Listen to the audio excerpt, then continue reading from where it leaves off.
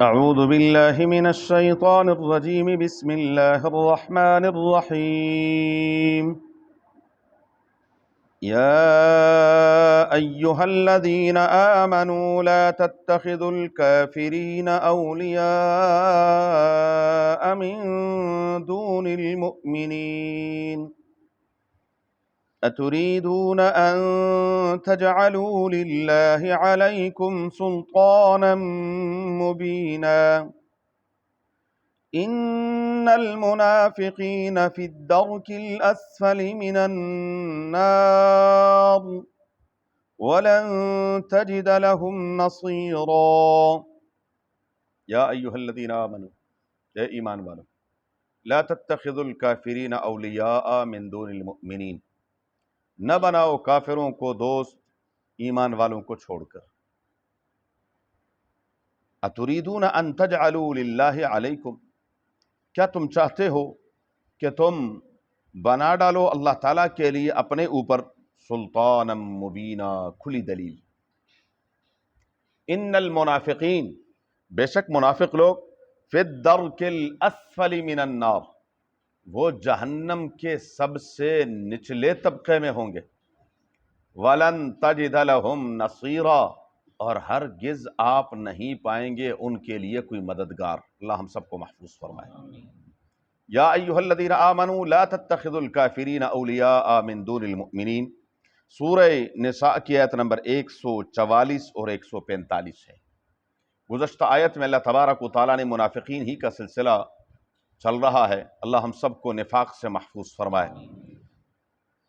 قرآن کریم میں زیادہ تر جو نفاق کا تذکرہ ہے وہ اعتقادی منافق مراد ہوتے ہیں۔ اعتقادی منافق اس کو کہتے ہیں کہ اندر سے کچھ اور باہر سے کچھ، زبان پر کچھ ہے اور دل میں کچھ ہے، اس کو کہتے ہیں اعتقادی منافق، کہ اندر سے پکا کافر ہے اور زبان سے وہ کلمہ بھی پڑھ رہا ہے، وہ اسلام کے اعمال بھی بجا لا رہا ہے، مثلا نماز بھی پڑھ رہا ہے، بوقتی ضرورت اگر بہت انتہائی مجبوری بن جائے ان کے لیے تو جہاد میں بھی چلے جاتے رہے، لیکن 100% ان کی کوشش یہی ہوتی تھی کہ کسی بہانے سے اپنے آپ کو پیچھے کر لیا جائے، جیسے کیسے بھی ہو، کیونکہ ایمان تو ہوتا نہیں تھا۔ تو بہرحال یہ ہے اعتقادی منافق۔ ایک ہے عملی منافق۔ عملی منافق کے بارے میں نبی کریم صلی اللہ علیہ وآلہ وسلم کی مختلف روایات ہیں۔ رسول اللہ صلی اللہ علیہ وسلم نے ایک حدیث میں فرمایا، آیت المنافق الثلاث، منافق کی نشانیاں 3 ہیں۔ اذا حدث کذب، جب بھی بات کرے گا بولے گا تو جھوٹ بولے گا۔ اللہ ہم سب کو محفوظ فرمائے۔ ہمارے معاشرے میں آپ بھی جانتے ہیں، ہم بھی دیکھتے ہیں، کچھ لوگوں کو بلا وجہ جھوٹ بولنے کا مزہ آتا ہے۔ یعنی ایک تو اللہ معاف کرے ہمارا ایمان ہے کہ جھوٹ میں فائدہ نہیں ہے، لیکن کبھی انسان پھنس جاتا ہے یا دنیاوی طور پر سرسری طور پر اس کو نظر آ رہا ہوتا ہے کہ چلو جھوٹ بول کر میں ذرا اپنے لیے کوئی راستہ بنا لوں گا یا کوئی بچاؤ کا، لیکن ایک انسان وہ ہیں بیٹھے ہوئے ہیں اور بلا وجہ جھوٹ بول رہے ہیں، یعنی نہ کوئی دنیاوی فائدہ، نہ کوئی مفاد، نہ کوئی غرض، بس میں یوں کیا، میں نے یہ کیا، میں نے حالانکہ کچھ نہیں کیا ہوتا اس نے، میں یہ کر دوں گا، میں وہ کر دوں گا، میں فلاں کر دوں گا، بلا وجہ جھوٹ بولنا۔ تو کچھ لوگوں کی یہ عادت بن جاتی ہے، اللہ مجھے آپ سب کو محفوظ فرمائے میرے بزرگوں بھائیوں، یہ ایک عادت بن جاتی ہے جھوٹ بولنے کی۔ تو جب بھی بات کرتا ہے جھوٹ بولتا ہے، اور وَإِذَا وَعَدَ أَخْلَفَ، جب بھی وعدہ کرتا ہے وعدہ خلافی کرتا ہے۔ اس لیے اللہ تعالیٰ ہمیں توفیق عطا فرمائے کہ ہم وعدہ کرنے سے پہلے 100 مرتبہ سوچ لیں کہ جو میں وعدہ کر رہا ہوں یہ میں پورا کر دوں گا۔ ہمارے ہاں تو کیا ہے، وعدہ کیا ہی اسی لیے جاتا ہے کہ چلو دیکھی جائے گی، ابھی وقتی طور پر تو بلا ٹالے نا، آگے کس نے کئی مرتبہ کئی مجالس میں، معاملات میں خاص طور پر لین دین کے جب معاملات ہوتے ہیں تو ایک بندہ، اور جی بے فکر ہے جی مہینے بعد میں کر دوں گا، پیچھے بیٹھ کے میں ان سے پوچھتا ہوں جی آپ نے جو مہینہ کہا آپ مہینے میں کر دیں گے؟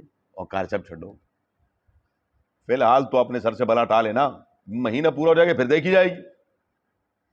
یعنی یہ جو مہینے کا وہ وعدہ کر رہا ہے تو اس کا بھی اس کا ارادہ نہیں ہے کہ مہینے بعد میں نے دینا، جھوٹا وعدہ۔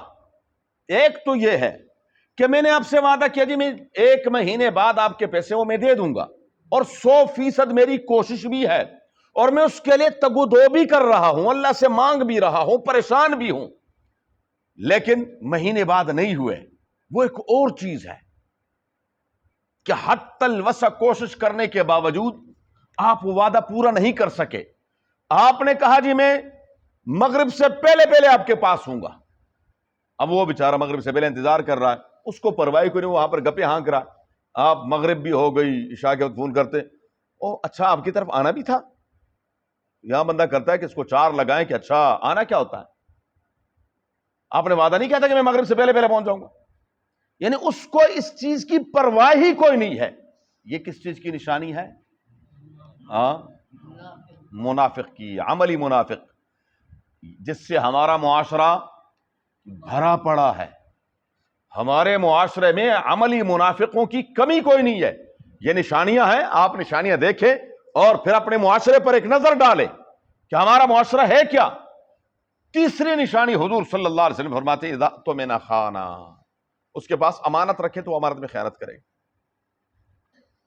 آپ اس کے پاس پیسے رکھوا دیں، آپ کے پاس پیسے کسی نے اگر رکھوائے ہیں تو وہ امانت ہے، اس کو آپ استعمال نہیں کر سکتے۔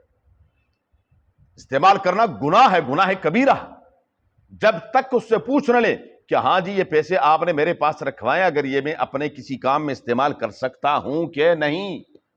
اگر وہ کہتا ہاں جی ٹھیک ہے، اور آپ کو پتا ہے کہ میرے پاس پیسے ہوتے ہیں جب بھی آپ کو چاہیے، وہ آسان الفاظ میں بندہ کہتا ہے جی مجھے 1 دن 2 دن، اگر زیادہ اماؤنٹ ہے مجھے ہفتہ پہلے آپ بتا دینا، میں آپ کے پیسے دے دوں گا، تو وہ مسئلہ نہیں۔ آپ کے پاس صرف امانت رکھوائے اور اس امانت میں آپ کیا کر رہے ہیں؟ خیانت کر رہے ہیں، استعمال کر رہے ہیں، یا جتنے رکھے اس سے کم دے رہے ہیں۔ یہ تمام۔ ایک اور نشانی حضور صلی اللہ علیہ وسلم فرمایا اذا خاصم فجر، اللہ، جب لڑائی ہو، بحث ہو، جھگڑا ہو تو یہ کیا کرتا ہے؟ گالم گلوچ پر اتر آتا ہے۔ اس کی تو خیر ہمارے معاشرے میں کمی کوئی نہیں۔ گالی گلوچ تو ماشاءاللہ ہمارے پنجاب کا جو سب سے 2-2.5 سال کا بچہ ہوتا ہے وہ بھی وہ گالیاں دیتا ہے جو ڈکشنری میں ابھی لکھی نہیں ہوئی ہوتی، اس انداز سے بول رہے ہوتے ہیں۔ اللہ ہمارے حال پر رحم فرمائے۔ اور یہ سیکھی کس سے ہوتی ہیں؟ دادا ابو سے، نانا ابو سے اس نے سیکھی ہوتی ہے، کیونکہ دادا ابو اس کو وہی الفاظ کہہ کے بلاتے ہیں۔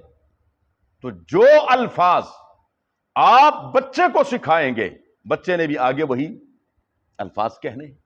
اذا خاصم فجر، ماں بہن کی گالیاں، یہ تو کیا ہے؟ یہ سلام ہے۔ آج کل کے نوجوان کا سلام کیا ہے؟ بہن کی گالی دے کر بغیرت کی۔ اس سے بڑی بغیرتی اور کیا ہو سکتی کہ انسان بہن کی گالی دے کر اس سے سلام کرے؟ اس بہن کی گالی پر نوجوان مر جاتا تھا، گولیاں چل جاتی تھی کہ میری بہن کو گالی دی ہے اس نے۔ اور آج کیا ہے؟ ہاتھ میں ہاتھ ڈال کر، ایک دوسرے پر ہاتھ ڈال کر کیا ہے؟ بہن کی گالیاں دی جا رہی ہے، پرواہ ہی کوئی نہیں ہے۔ یہ عملی منافق ہے۔ اللہ تعالی ہم سب کو محفوظ فرمائے۔ یہ منافقت آج عام ہے، معاشرہ اس سے بھرا پڑا ہے، اور ہم بلا وجہ ان چیزوں کے اندر مبتلا ہیں۔ اللہ ہم سب کو ہدایت نصیب فرمائے اور ان سے چھٹکارا نصیب فرمائے۔ رب العالمین فرماتے ہیں یا ایھا الذین آمنوا، ایمان والو، لا تتخذوا الکافرین اولیاء، کافروں کو دوست مت بناؤ، کافروں کو دوست مت بناؤ۔ قرآن میں کتنی مرتبہ یہ آیت آ چکی ہے اور آگے بھی آئے گی۔ لا تتخذوا الکافرین اولیاء، لا تتخذوا الکافرین اولیاء، لا تتخذوا الذین اتخذوا دینکم ہزوا۔ اللہ والو، جو تمہارے دین کا مذاق اڑاتے ہیں تم ان سے دوستی کرتے ہو، ان کے ساتھ تمہاری دوستی ہو سکتی ہے؟ نہیں نہیں نہیں، یہ کبھی بھی نہیں ہو سکتا۔ بہرحال، اور یہاں پر میں ایک چھوٹی سی بات عرض کر دوں، جو میں نے منافق کے حوالے سے بات عرض کی۔ کچھ لوگ سیدنا علی المرتضی رضی اللہ تعالی عنہ کے بارے میں ہم ان سے پوچھتے ہیں جی کہ جی سیدنا علی المرتضیٰ رضی اللہ تعالیٰ عنہ نے سیدنا ابوبکر صدیق رضی اللہ تعالیٰ عنہ کے پیچھے نمازیں پڑھی؟ کہتے ہیں ہاں جی پڑھی۔ حضرت عمر فاروق رضی اللہ تعالیٰ عنہ کے پیچھے نمازیں پڑھی؟ کیا کہتے ہیں؟ جی پڑھی۔ سیدنا عثمان غنی رضی اللہ تعالیٰ عنہ کے پیچھے نمازیں پڑھی؟ جی پڑھی۔ نہیں، وہ اوپر اوپر سے پڑھی ہیں، اندر سے نہیں پڑھی۔ یہ میں نہیں کہتا، یہ وہ کہتے ہیں۔ سیدنا علی المرتضیٰ نے نمازیں پڑھی، اس سے انکار ان کا باپ بھی نہیں کر سکتا۔ نمازیں پڑھی، اچھا جی کیسے پڑھی؟ کیا کہتے ہیں؟ اوپر اوپر سے پڑھی، اندر سے نہیں پڑھی۔ ہمارا ایمان ہے، ہمارا علی المرتضیٰ ایسا نہیں ہو سکتا۔ بولو بولو، ہمارا علی المرتضیٰ ایسے نہیں ہو سکتے، وہ شیر خدا ہے۔ جی جی، اور اگر ایسے ہوتے کہ اوپر اوپر سے کرتے تو پھر میدان کربلا میں امام حسین بھی تو اوپر اوپر سے مان لیتے نا، پھر پورا خاندان کیوں کٹوایا؟ میری بات کو سمجھ آ رہی ہے؟ ہاں، میدان کربلا میں پورا خاندان کس لیے کٹوایا؟ فرمانا اندر سے مانتا ہوں یزید تجھے، نہ اوپر سے مانتا۔ یہ نہیں ہے کہ اندر سے کچھ اور باہر سے کچھ، نہیں، یہ جھوٹ ہے۔ یہ کیا ہے؟ جھوٹ ہے۔ اللہ تبارک و تعالیٰ ایسے جھوٹ سے اور ایسے جھوٹے لوگوں سے اور ایسے جھوٹے مذہبوں سے بھی ہمیں بچائے، آمین کہیں۔ جی جی، ہم ایسے شیر خدا کے بارے میں ہمارا یہ ایمان نہیں ہے، ہمارا ایمان ہے۔ انہوں نے کیا ہے مانا تو دل سے مانا، انہوں نے نمازیں پڑھی تو دل سے پڑھی ہے، انہوں نے ان کو اپنا بزرگ اور پیشوا مانا تو دل سے مانا ہے۔ یہ نہیں ہو سکتا۔ سیدنا علی المرتضیٰ کٹ سکتے ہیں، منافقت نہیں کر سکتے۔ اگلی بات بتاؤ، یہ جو آج کے ہیں ان کا ایمان اعلیٰ ہے یا علی المرتضیٰ کا؟ ہاں بولے ان سے کہو تم بھی آؤ نا، اوپر اوپر ہمارے پیچھے پڑھ لو۔ ان سے کہو آؤ، اندر سے نہ پڑھو، اندر سے کافر ہی صحیح، ہم نہیں کہتے، وہ اپنے آپ کو خود کہتے ہیں اندر سے کیا ہے کافر ہی رہو، لیکن اوپر سے تو ہمارے پیچھے پڑھ لو نا۔ کہتے نہیں جی، ہمارے ایمان کا تقاضا ہے کہ آپ کے پیچھے ہم نے نماز نہیں پڑھنی۔ تو علی المرتضیٰ کے ایمان کا تقاضا پھر نہیں تھا کہ ابوبکر صدیق کے پیچھے نماز پڑھتے رہیں؟ یہ لیکن ہم ان مسائل کو چھیڑتے نہیں ہیں، یہ صرف مجبور ہو کر کہ نوجوانوں کو پتہ نہیں ہے، اور وہ نوجوانوں کے آج سوشل میڈیا کا دور ہے، نوجوانوں کے کانوں میں غلط باتیں پھیلا رہے ہیں، غلط باتیں ڈال رہے ہیں، تو مجبور ہو کر ہمیں جواب دینا پڑتا ہے، ورنہ تو ہمارا یہ مزاج ہی نہیں ہے۔ لیکن یہ مجبور ہو کر یہ کہنا پڑتا ہے الحمدللہ ہمارے اکابر سب ایک تھے۔ بولو صحابہ ایک تھے، صحابہ اور اہل بیت جدا نہیں تھے، وہ ایک مٹھی تھے، ایک عقیدہ تھا، ایک ہی مسلک تھا۔ یہ جو لوگوں نے بنائے ہوئے یہ ان کے مسلک ہوں گے، ہمارے اکابر کے نہیں تھے۔ یا ایھا الذین آمنوا، اے ایمان والو، لا تتخذوا الکافرین اولیاء من دون المؤمنین۔ اس میں ذرا تفصیل انشاءاللہ زندگی تو ہے۔ اللہم صلی علی محمد وعلی آل محمد کما صلیت علی ابراہیم وعلی آل ابراہیم انک حمید مجید۔ اللہم بارک علی محمد وعلی آل محمد کما بارکت علی ابراہیم وعلی آل ابراہیم انک حمید مجید۔ اللہم ارحمنا بالقرآن العظیم، اللہم ارحمنا بالقرآن العظیم، اللہم ارحمنا بالقرآن العظیم واجعلہ لنا اماما ونورا وہدا ورحمتا یا رب العالمین۔ اللہم ذکرنا منہ ما نسینا وعلمنا منہ ما جہلنا وارزقنا تلاوتہ آناء اللیل واطراف النہار واجعلہ لنا حجتا یا رب العالمین۔ اللہم نور قلوبنا بالقرآن وزین اخلاقنا بالقرآن ونجنا من النار بالقرآن وادخلنا الجنة بالقرآن۔